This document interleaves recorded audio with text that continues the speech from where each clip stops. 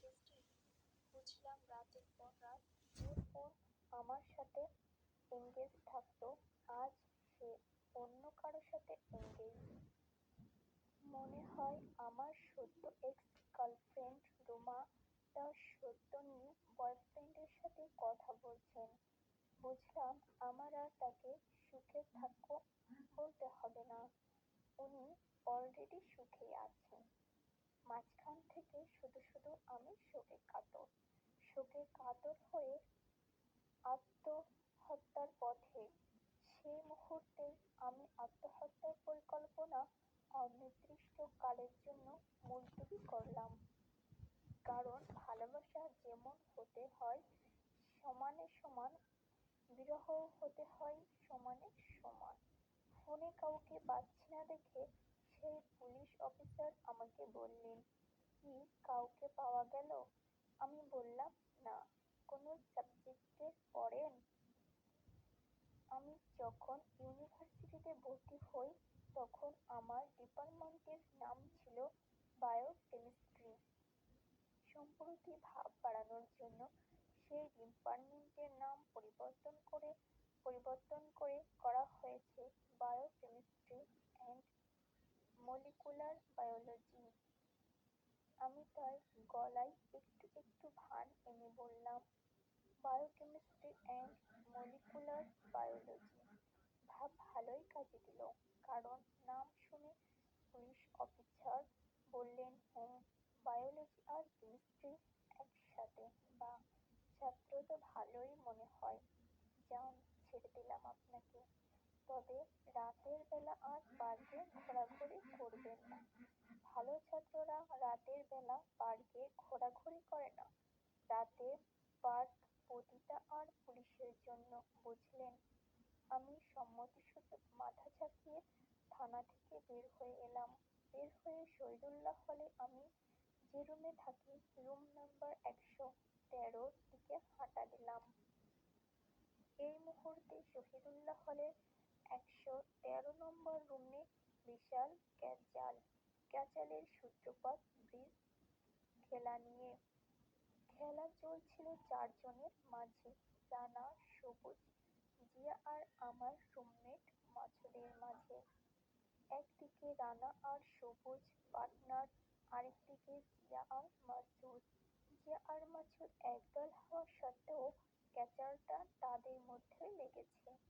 আমি রুমে ঢুকতেই শুনতে পেলাম জিয়া তার পার্টনার মাসুদকে বলছে, আমার 3-নটের এগেইনস্ট কোন আক্কেলে তুই 4 স্পিড কল দিলি? এটা কি 4 স্পিডের কল বল?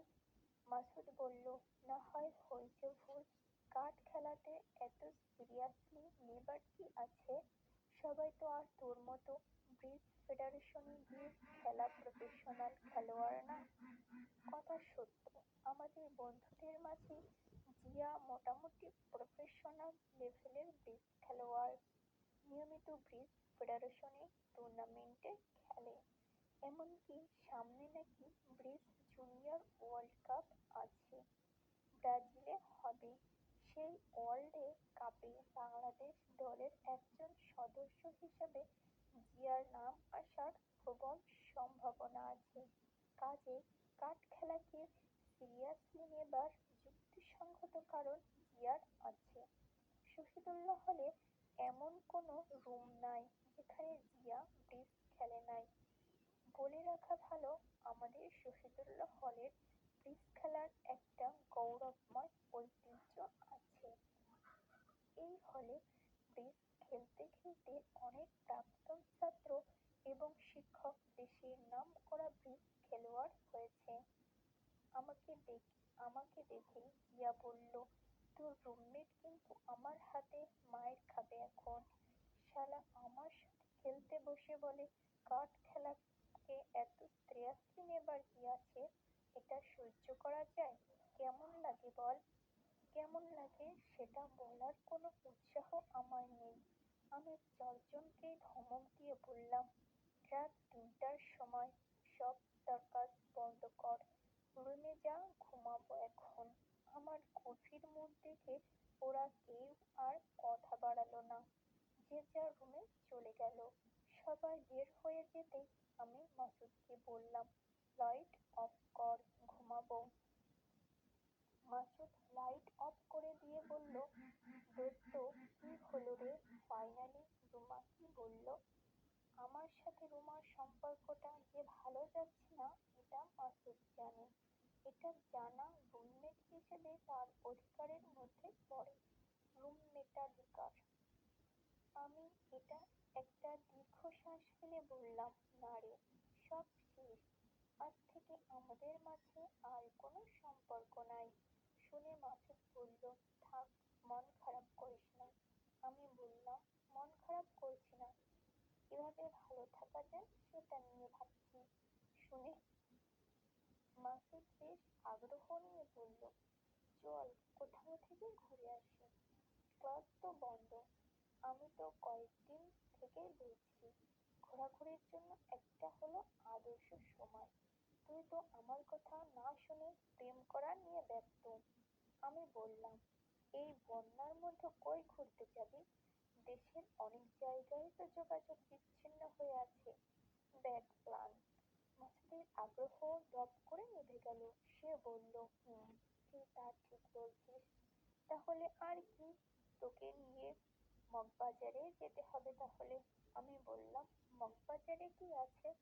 মগবাজারে অনেকগুলো ভালো ভালো হোটেল আছে, সেখানে অনেক ভালো জিনিসের সাপ্লাই আছে। চল যাই কালকে। আমি বললাম, ফাজলামি বাদ দিয়ে ঘুমা এখন। মাসুদ এবার বেশ সিরিয়াস হয়ে বলল, শোন, বাঙালি যুবকের জন্য বিবাহ পরবর্তী সময়টা অত্যন্ত সংবেদনশীল সময়। এই সময়টাতে তোকে খুব সাবধানে থাকতে হবে। আগামী কয়েকদিন তোর দায়িত্ব আমার। এখন থেকে আগামী কয়েকদিন 24 ঘন্টা আমি তোর সঙ্গে থাকবো। আমার প্রতি মাসুদের এই ভালোবাসা দেখে আমার আবেগে আপ্লুত হবার কথা, কিন্তু আমি আপ্লুত হলাম না, কারণ মাসুদের এই 24 ঘন্টা আমার সাথে থাকার ঘোষণাটির পিছনে কিঞ্চিৎ উদ্দেশ্য আছে।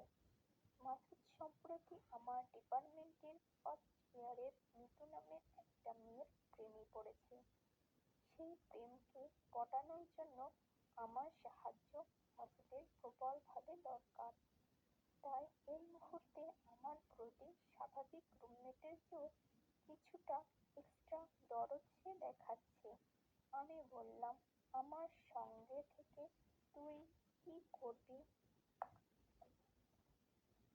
তোকে যেন রানীক্ষেত রোগে না ধরে সে ব্যবস্থা করব। রানীক্ষেত? এটা আবার কি রোগ?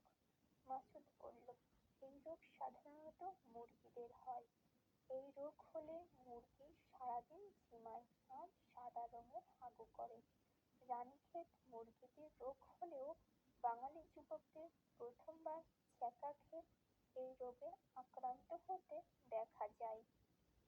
কাল সকালে হাগু করার সময় তোর হাগুর কালারটা একটু খেয়াল করিস তো, কোনো সাদাটে ভাব আছে কিনা। এই সময়ে সেদিকে নজর রাখা খুব দরকার। মনে এত কষ্ট থাকা সত্ত্বেও আমি মাসুদের কথা শুনে হেসে দিলাম। ওকে যতদূর চিনি ও সত্যি সত্যি আগামী কয়েকদিন আমার সঙ্গ ছাড়বে না। আমিও সিদ্ধান্ত নিলাম আমার সঙ্গে 24 ঘন্টা লেগে থাকার। মাসুদের এই অবদারে আমি রাজি হয়ে যাব। মাসুদকে বোরিং ক্যারেক্টার বলা যাবে না মোটেও। আমি মাসুদকে বললাম, ঠিক আছে যা, কাল থেকে তুই আমার 24 ঘন্টার সঙ্গী। এমনিতেই রুমমেট হিসেবে আমরা অন্তত 12-13 ঘন্টা একসাথে কাটাই। আরো 12-13 ঘন্টা তোকে সহ্য করা খুব একটা সমস্যা হবে না। শুনে মাসুদ বলল, ভেরি গুড ডিসিশন। তাহলে কালকে আমাদের প্ল্যান কি বল? কাল প্রথমেই তোকে নিয়ে যাব আচারের দোকানে, ফেরদৌস ভাইয়ের আড্ডায়। আমি বললাম, খবরদার, তোর ওই মগবাজারের হোটেলের মতো উল্টোপাল্টা কোনো জায়গার কথা বলিস না তো। এই আক্তারের দোকানটা কোথায়?